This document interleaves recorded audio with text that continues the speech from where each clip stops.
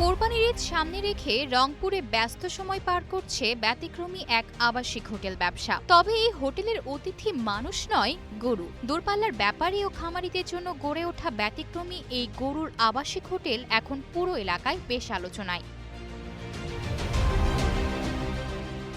রংপুর নগরের মডার্ন মোড় পার হয়ে প্রায় আধা কিলোমিটার দূরে বারোয়াউলিয়া এলাকায় গেলেই চোখে পড়বে এই গরুর হোটেল। আগে এটি মডার্ন মোড়ের বাঁ পাশে থাকলেও 2 বছর আগে ঢাকা রংপুর মহাসড়কের ডান পাশে জায়গা ভাড়া নিয়ে নতুন ও বড় পরিসরে এটি শুরু করা হয়েছে। গরুর আবাসিক হোটেল শুনতে বিষয়টি কিছুটা অন্যরকম ও অদ্ভুত মনে হলেও বাস্তবে এমন ব্যতিক্রমী আয়োজন করা হয়েছে কোরবানির পশুর কথা মাথায় রেখেই। মাত্র 50 শতক জমিতে টিনের বিশাল শেড দিয়ে তৈরি এই হোটেল, যেখানে অত্যন্ত সুশৃঙ্খল ও সারিবদ্ধভাবে রাখা হয়েছে শত শত গরু। টিনের শেডে বিশেষ ব্যবস্থায় প্রবেশ করানো হয়েছে পর্যাপ্ত আলো বাতাস, আর গরুর মাথার উপর দিন-রাত ঘুরছে বৈদ্যুতিক পাখা। সার্বক্ষণিক নিয়োজিত শ্রমিকরা সেখানে গরুকে খাবার দেওয়া এবং পরিষ্কার পরিচ্ছন্নতার কাজ করছেন। জায়গাটা ভালো ভাড়া নিয়েছে, নিয়ে একটা গরুর আবাসিক খুলছে।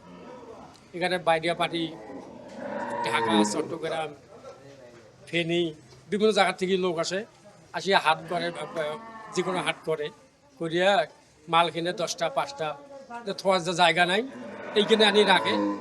এইখানে কিনে কি মাল হাট করিয়া মাল যখন হয় এখান থেকে গাড়ি লোড দিয়ে ওরা ওদের জায়গা মতো ওরা চলে। লোকও ভালো, সুযোগ সুবিধাও ভালো। এখানে দিনের কোনো ভাড়া নাই, রাতের হালকা হালকা টাকা নেয়। ওদের লোক আছে, লোকের বেতন দিতে হয়, খামারের টাকা আছে, কারণ বিল আছে, এগুলোর জন্য মনে করেন পার পিস 50 টাকা করে নেয় টাকা। আমাদের জন্য সেই তো অনেক সুবিধা, এটা বলার মতো না। এখানে যদি এইরকম গরুর খামারটা যদি না থাকতো তাহলে তো আমরা এখানে ব্যবসা করার জন্য আমাদের কঠিন হয়ে যেত। এখানে এই কাজটা করার জন্য আমরা ব্যবসা করতে সুবিধা পাচ্ছি আর না হলে তো আমরা আইসা হাট থেকে চলে যেতে হতো। এখন আমরা ডাইরেক্ট যদি গরুটা লোড দিই আমাদের পথের মধ্যে অনেক সমস্যা হয়, গরুটা ডিস্টার্ব দেয় আর কি। এখানে রেস্ট দিয়া 2-1 দিন পরে 2-3 হাট করে গাড়ি নিয়ে চলে যাই, তাহলে আমাদের গরুটাও ভালো থাকে, সেফলি থাকে, আমরাও ভালো থাকি। রংপুরে আশেপাশে আমার দেখা মতো নাই কোথাও। এখানে বিশেষ করে আপনার ঈদের হাটের সময় যারা দূর দূরান্ত থেকে পার্টিরা আসে, তারা এসে এখান থেকে বিভিন্ন হাটে, আশেপাশে হাট থেকে তারা ক্রয় করে একসঙ্গে গাড়ি লোড করে তারা নিয়ে যায়।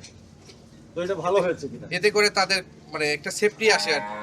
গরুটা দেখা গেল তারা দূর দূরান্ত থেকে আসার ফলে তারা মানে সব গরু একটা চাহিদা মতো তারা করতে পারে না, নিতে পারে না। 2টা হাট 3টে হাট 2 দিন 3 দিন সময় হইলে তারা একসঙ্গে অ্যারেঞ্জমেন্ট করে জিনিসটা লোড দিয়ে নিয়ে যেতে পারে। খোঁজ নিয়ে জানা গেছে কোরবানির ঈদকে সামনে রেখে ঢাকা, চট্টগ্রাম, সিলেট সহ দক্ষিণাঞ্চলের গরু ব্যবসায়ীরা রংপুর ও এর আশেপাশের জেলাগুলোর হাট থেকে প্রতিদিন শত শত গরু কিনছেন। এসব গরুর কিছু অংশ সঙ্গে সঙ্গে ট্রাকে করে পাঠিয়ে দেওয়া হলেও বাকি গরুগুলোকে এনে রাখা হচ্ছে এই আবাসিক হোটেলে। এখানে গরু প্রতি দৈনিক ভাড়া মাত্র 100 থেকে 200 টাকা। গরুকে খাওয়ানোর জন্য খড়, খোল ও ভুসির আলাদা ব্যবস্থাও রয়েছে এখানে। হোটেল কর্তৃপক্ষ জানায় প্রতিটি গরুর জন্য আলাদা খাবার, বিশুদ্ধ পানি, নিবিড় পরিচর্যা ও রাত কাটানোর নিরাপদ ব্যবস্থা রয়েছে। এমনকি কোনো গরু অসুস্থ হয়ে পড়লে দ্রুত চিকিৎসার জন্য ভেটেরিনারি সেবারও ব্যবস্থা রাখা হয়েছে। বিশেষ করে বড় এবং উন্নত জাতের গরুর জন্য রয়েছে বিশেষ কক্ষ, যেখানে বাড়তি যত্ন ও সেবা দেওয়া হয়।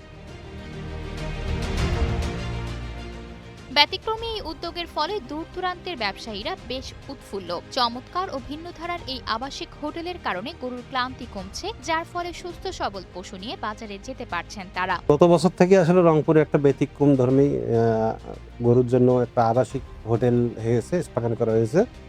এখানে দেশের দূর দূরান্ত এলাকা থেকে যারা পাইকার এবং অন্যান্য গ্রাহক যারা গরু কিনতে আসে তাদের জন্য সুবিধা যে এখানে তাদের একটা অর্থনৈতিক যে নিরাপত্তা সেটি আছে, এবং সেই সাথে তারা বেশ কয়েকটা হাট ঘোরাফেরা করে গরু কিনে ওখানে রাখে, এবং ওখানে গরুর খাবারের ব্যবস্থা আছে এবং পরিচর্যার জন্য লোক আছে, এবং তাদের থাকার নিরাপদ আছে। এটা আসলে একদিকে যেরকম আসলে যারা পাইকাররা আসছেন তাদেরও মানে উপকার হইতেছে, এবং সেই সাথে এখানে কিন্তু আসলে অনেকে জীবিকা নির্বাহ হচ্ছে আসলে। শুধু রংপুরেই নয়, ব্যবসায়িক সফলতা ও তুমুল জনপ্রিয়তার কারণে এই বিভাগের প্রতিটি জেলায় এখন গবাদি পশুর এমন আবাসিক হোটেল গড়ে তোলার প্রয়োজনীয়তা দেখছেন সংশ্লিষ্টরা।